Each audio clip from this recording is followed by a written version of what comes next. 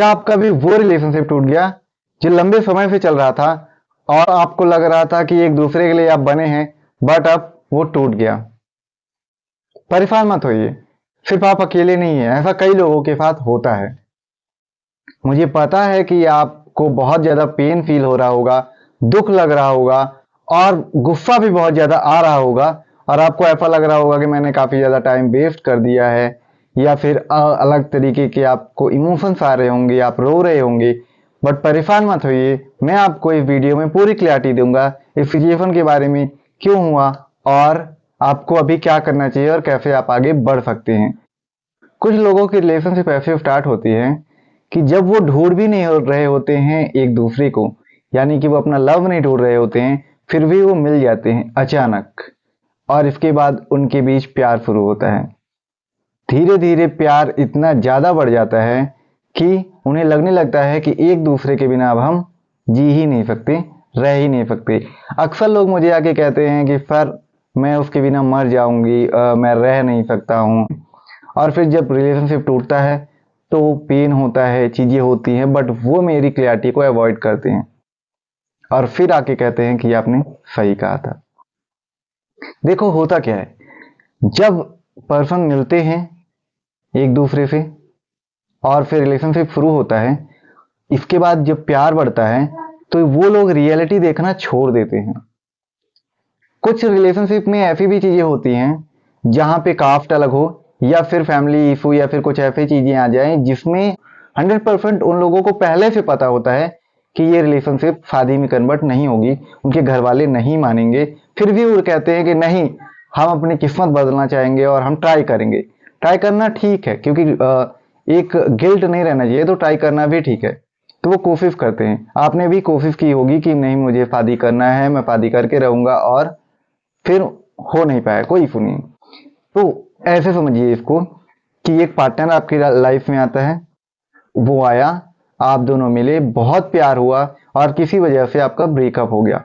अब आपको इस चीज पे काफी ज्यादा गुस्सा आ रहा है, दुख भी लग रहा है और काफी ज्यादा उनकी याद आ रही है। पहले देखते हैं ये होता क्यों है। वैदिक एस्ट्रोलॉजी में इसका मेन कारण क्या होता है, देखिए मैं प्रूफ बताता हूँ। जब आपके 5th हाउस के लॉर्ड या फिर 7th हाउस के लॉर्ड का टाइम आता है, तब आप दोनों मिलते हैं, करीब आते हैं, रिलेशनशिप बनता है, और उस टाइम ढूंढ नहीं रहे होते हैं।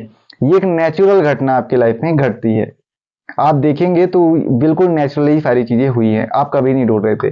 तो वो आप लोग उस टाइम पे मिलते हैं, अब आप मिल गए, धीरे धीरे प्यार बढ़ता है, एक दूसरे के बहुत ज्यादा करीब आ जाते हैं। करीब आने के बाद एक ऑब्सेशन आ जाता है। ज्यादातर टाइम ऐसा होता है कि राहु का ऑब्सेशन आ जाता है, या फिर वो प्यार के कारण हम रियलिटी देखना बंद कर देते हैं। ठीक है, क्योंकि हमें वो पार्टनर चाहिए, इसलिए हम रियलिटी देखना छोड़ देते हैं। धीरे धीरे 1 साल बीत गया, 2 साल बीत गया, 3 साल बीत गया, बट ये स्मूथ जर्नी नहीं जाती है। जिनका टूटने वाला होता है रिलेशनशिप, उनकी स्मूथ जर्नी जाती ही नहीं है। उस रिलेशनशिप में प्रॉब्लम्स आएंगे, झगड़े होंगे, पेन होगा, दुख आएगा, और भारी दुख आएगा, मतलब बहुत इजी तरीके से नहीं जाएगी। फिर भी ट्राई करेंगे, अपना 100% देंगे, हार्ड वर्क करेंगे और रिलेशनशिप को बचाएंगे। बल्कि कुछ लोग तो ऐसा भी करते हैं कि अपनी सेल्फ रिस्पेक्ट भी खो देते हैं, सब तरह की कोशिश करते हैं। बट जो चीज आया ही है जाने के लिए, उसे आप कैसे रोक सकते हैं? तो ये रिलेशनशिप आया ही था आपके जाने के लिए।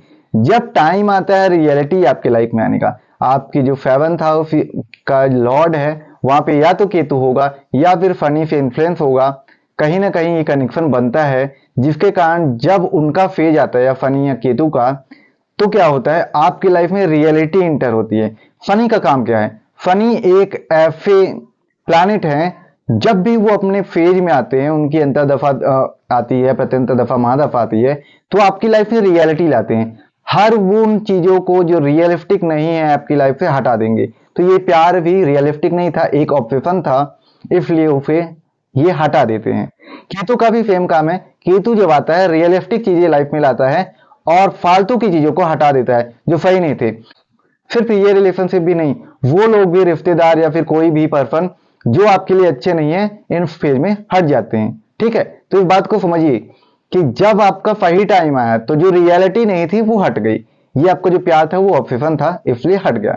और जब ये हटता है तो क्योंकि हमें पता नहीं होता कि क्या हो रहा है, हमें तो लगता है हमारा प्यार टूट रहा है, हमारी रिलेशनशिप ब्रेकअप हो गया है, बहुत दुख होता है हमें, क्योंकि हम जिससे बहुत ज्यादा प्यार करते थे और चाहते थे वो हमसे दूर जाता है, तो बहुत ज्यादा दुख होता है। मैं इसे समझ सकता हूँ, क्योंकि मेरे पास बहुत एक्सपीरियंस है इस चीज का, लोगों को भी देखा है और चीजें मैंने समझी है, तो मैं इस पेन को समझ सकता हूँ। तो वो पेन आता है, धीरे धीरे आप ये हो कि मूव ऑन हो जाएं, भूल जाएं, बट उनका याद आती रहती है और याद आती रहेगी। अब मैं आपको बताता हूँ ये लोग आपकी जिंदगी में आए क्यों थे। अभी आप कंपेयर कर लीजिएगा आज के टाइम पे और जब आप उनसे मिले थे तब के टाइम को कंपेयर करिएगा। आज आप पूरे बदले हुए इंसान हो, एक नेचुरल ग्राउंडेड होंगे, अपना ईगो साइड में रख के सोचते होंगे और रिलैक्स थोड़ा रहेंगे लाइफ में, लाइफ को अलग नजरिए से देखना आप शुरू कर दिए होंगे। और बहुत लोगों की स्पिरिचुअल जर्नी उस टाइम पे शुरू हो जाती है, बट उस टाइम ऐसा हो जाएगा आपके अंदर ईगो रहेगा, आप अलग ही लेवल के पर्सन रहेंगे, आपको किसी से फर्क नहीं पड़ता, कुछ नहीं दिखता आपको सही तरीके से। बट आज के टाइम में आप हर चीज की वैल्यू करेंगे और प्यार की भी वैल्यू करेंगे, हर रिश्ते की वैल्यू करेंगे। तो वो पर्सन क्यों आया था? वो पर्सन आया था आपके जीवन में आपको चेंज करने और आपके जीवन में पेन देने, ताकि आपकी लाइफ में ट्रांसफॉर्मेशन हो, और ट्रांसफॉर्मेशन होने के बाद आप अपनी लाइफ में सही तरीके से ग्रो कर सके।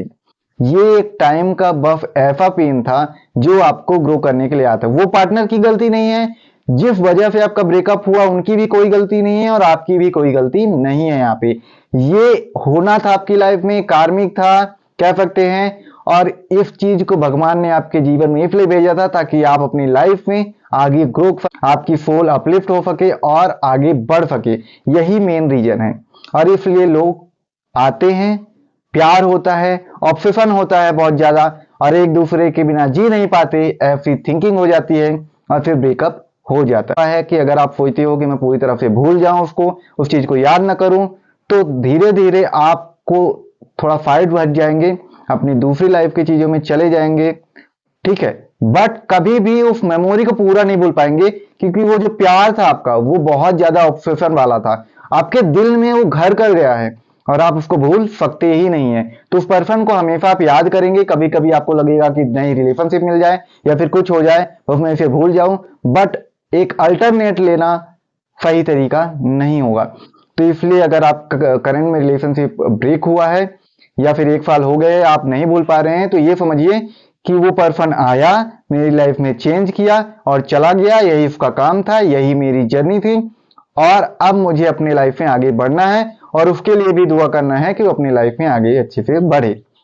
यही मेन क्लियरिटी है। अभी आपको क्या करना है? हील करने के लिए कुछ नहीं करना है, बस ठीक से सोइए, खाना खाइए, अपना काम करिए, और जब भी उस पर्सन की याद आइए तो कहिए थैंक यू, तुम आए मेरी जिंदगी में, मुझे प्यार दिया, सब कुछ दिया, और मुझे खुशियां भी दी, और मुझे चेंज करके चले गए, जो मुझे बनना था वो बना के चले गए, और आपका बहुत बहुत धन्यवाद। आप अपने जीवन में खुश रहें और मैं भी खुश रहूं।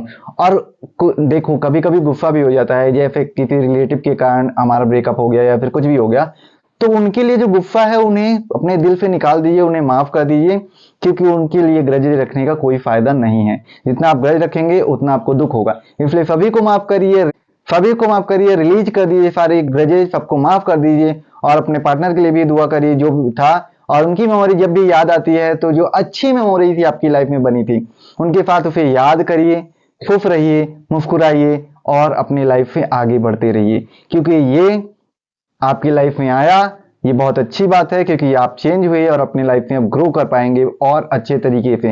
अब आपको कोई भी पेन तोड़ नहीं सकता। अब आप इतने स्ट्रांग हो चुके हैं कि आप लाइफ के हर एक फेज को झेल सकते हैं। अब आपके पास वो स्ट्रेंथ है, वो क्लियरिटी है, वो एक्सपीरियंस है, वो मैच्योरिटी है जो पहले नहीं थी। तो ये सभी चीजें किसने दी? उस पर्सन ने दी। उस पर्सन के आने से उस पेन ने दी, वो मैच्योरिटी आपके पास अब आई है। इसलिए परेशान मत होइए, रिलैक्स रहिए, खाइए पिए सोइए, मजे करिए अपनी लाइफ में, एंजॉय करिए। जब भी पर्सन की याद आइए तो फिर थैंक यू बोलिए और अच्छी मेमोरी याद करिए, और स्ट्रेस मत लीजिए और उन्हें जाने दीजिए, रिलीज कर दीजिए पूरी तरह से अपने दिल से। और जब सही टाइम आएगा आपके जीवन में नया पार्टनर आएगा और बेहतर रहेगा, और वो आपके साथ लंबे समय तक टिकेगा। क्योंकि केतु और शनि सिर्फ उन चीजों को निकालते हैं जो आपके जीवन में नहीं रहनी चाहिए। या फिर टेम्परेरी था। परमानेंट वाली चीजों को वो कभी नहीं निकालते हैं। तो जो पार्टनर आपके जीवन में परमानेंट आएगा वो 100% आपके पास रहेगा। ठीक है, तो परेशान मत होइए। अगर वीडियो अच्छी लगी है तो कमेंट जरूर करिएगा। Thank you.